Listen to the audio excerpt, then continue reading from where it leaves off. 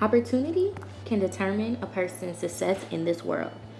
Growing up in a black ghetto cuts opportunity in half for little black boys and girls who are constantly faced with drugs, racism, and other urban struggles. In Sonny's Blues by James Baldwin, two brothers are faced with everyday adversity growing up in Harlem, New York. This short story takes the readers into the deeper issues of poverty, racism, substance abuse, social norms, and the overall struggle. Having grown up in the inner city of Chicago, Illinois, drugs, poverty, and hopelessness are all too familiar for me. Communities all over this country are isolated and deprived of resources like mine is, with citizens just trying to survive. However, because of such circumstances in the community, citizens become desperate, and this is where the influx of crime comes in. Chicago has one of the highest murder rates in the country, and in the summertime, the murder rates are the highest. The opportunities in the city are extremely low, especially for black men.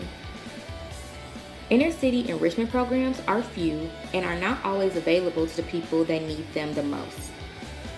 Similar to the inner city of Harlem, New York. In this short story, Sonny has experienced a world of trauma. He is a substance abuser who has aspirations of being a jazz musician. Music sets him free in ways he has never felt.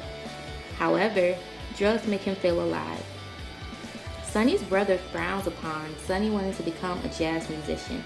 He isn't fond of the lifestyle that jazz musicians live, with the drugs, partying, and financial instability. It is often overlooked how damaged Sonny's brother is in this short story. Their mom's dying wish is for the narrator to look out for Sonny because they are brothers. However, Sonny's brother could not even take care of himself, let alone anyone else at this age. Sonny's brother guilt weighs on him heavy from Sonny's imprisonment in addition to the death of his young daughter. If he is supposed to take care of Sonny, who is going to take care of him? Ironically, James Baldwin writes a letter to his own nephew after his brother died, ensuring that no matter what, he will always protect him. Baldwin further explains, "You were born where you were born and face the future that you face because you were black and for no other reason.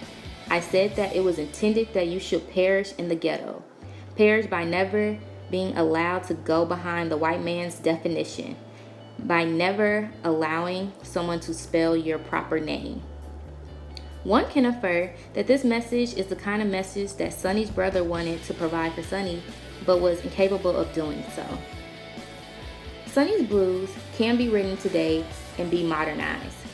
In the black community today, gentrification is extremely prevalent. In low-income areas that were not worth much years ago are now high-influx areas. In doing this, residents are being pushed out of these communities because of property value that is increasing. Most of these areas are black neighborhoods and businesses. Just like in Sonny's Blues, blacks are forced into one area that lacks resources and funding. Also, blacks that are not able to attend private schools or public schools in good districts are often pushed aside by the educational system. Without resources and programs, black youths are ignored until they become wards of the state.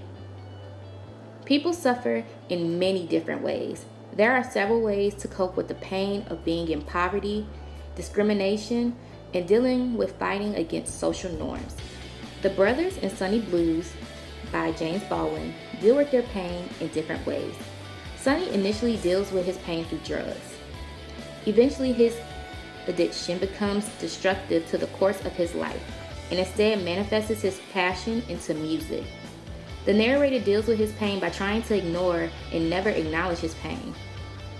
Although the coping process with these two brothers are very opposite, nonetheless, both are suffering in their demographics. The brothers want more than anything to be free of the burdens of their own life. Music is the common denominator of what shifts the coping process for Sonny and his brother.